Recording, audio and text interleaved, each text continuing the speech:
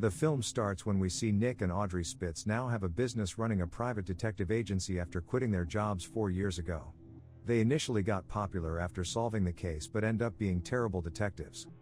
At the point when we saw Audrey and Scratch playing investigator in the past film, we ought to have known that the two of them could accept it as a vocation. Afterward, we see Maharaja calls them to go to his all-costs-paid wedding, which is on a confidential island. There they meet the colonel who has lost one arm safeguarding the Maharaja from a slug.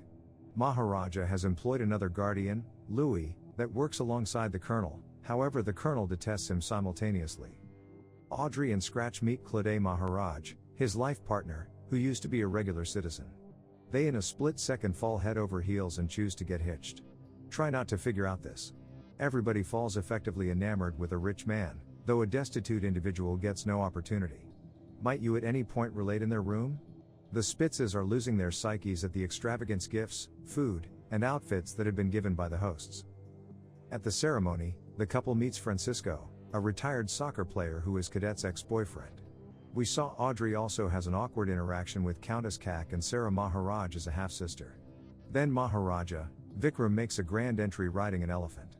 But the guests are shocked to discover that the person stabbed with a knife was actually Louis dressed as Vic. Nick rushes to look for Vic, who is taken away in a boat by a man dressed in black.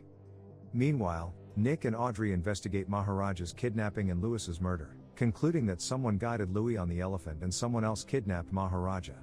So Nick and Audrey got their case after a long time learning something from Colonel Nick. Narrows the list of suspects to the Colonel, Claudette Sacco, Sarah, and Francisco into a fistfight in the Spitzes, agreeing to take on the case that night. The suspects visit Nick and Audrey's room to discuss who they think was the accomplice. And Claude receives a call from the kidnappers, warning them not to call the cops in the morning. The Colonel introduces Nick and Audrey to a high-profile investigator who is taking on the case but ends up pinning the blame on the couple instead. That time, Nick is ready to leave but is forced to stay. When the Colonel mentions that the kidnappers would only talk to the Spitzes, we see Miller and his team trying to trace a call, and Nick starts talking to the person on the other line who asks for $50 million as ransom. Then the kidnapper confirms the price is $60 million and asks for the money to be delivered in Paris later. Audrey asks for proof that Maharaja is alive, and the couple tries to trap the kidnapper, but the person on the line ends up making the ransom price $70 million before ending the call. On the right, Miller puts Audrey in charge of the phone and gun while Nick has the ransom money. In between, Nick and Audrey make it to the location and get a call from the kidnapper. After that, Maharaja talks to the couple for a bit, but the kidnapper asks them to put the money in a van. When they get to the van, Audrey and Nick are kidnapped and forced to hand over money, but Nick fights back and kills one of the kidnappers with an axe. While Nick fights the third kidnapper and Audrey tries to navigate the van with a dead man in the driver's seat, the couple ends up crashing inside a restaurant there.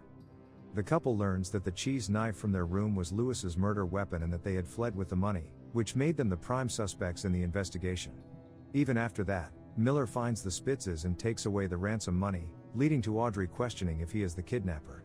Just then, the car Miller is driving bursts into flames, killing Miller. In the process, a biker takes away the suitcase full of cash. However, before he can do anything more, the biker is met with an accident, and a truck driver takes the suitcase with him. Then Audrey notes down the number of the truck, and they leave to go to the opera, where they could possibly meet Inspector Delacroix, who they last met 4 years ago. At the Opera de la Croix, Inspector Delacroix helps the couple trace the location of the truck. They borrow his car and phone as well and call the Colonel, asking him to stall the kidnappers until they trace the person who had the money. So the couple ends up reaching the location and is shocked to see Countess securing the money there. The two women tie the couple up and seek to kill them before fleeing with the money. Then we see Kak burns down the house before she leaves. But Imani ends up shooting her before dying of the gunshot. Now Nick and Audrey are worried about being blamed for 2 more murders as they try to escape the location while being tied up. Eventually, Nick and Audrey are able to free themselves, but can't find a way out as the fire is spreading. Somehow, Nick and Audrey escape with a suitcase and find a Lamborghini. They call all the suspects for a meeting at a restaurant in the Eiffel Tower and expose their intent behind the kidnapping. Later, Audrey claims that Francisco could get away with the paternity lawsuits of his 2,000 children with the money, while Sarah could be the sole heiress of the company that Maharaja owned. But Nick claims that Claude was trying to get the money because she would not get any if she married Maharaja given the prenup she had signed. Money is the root of all problems. In this money there is happiness and also the destruction after that. He also points out that the Colonel probably did this because he hated the way the rich people treated him so as to get a bionic arm. Just then, Maharaja walks into the restaurant, but he has been tied to a bomb. He asks Nick to place the money in the elevator, which will prompt the kidnappers to send down a detonator to stop the bomb from going off. With only less than a minute remaining, Nick decides to stall because he is sure the bomb is fake.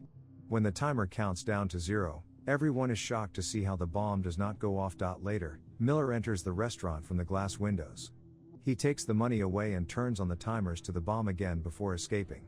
Although Audrey ends up grabbing onto Miller and joins his escape to the top of the Eiffel Tower.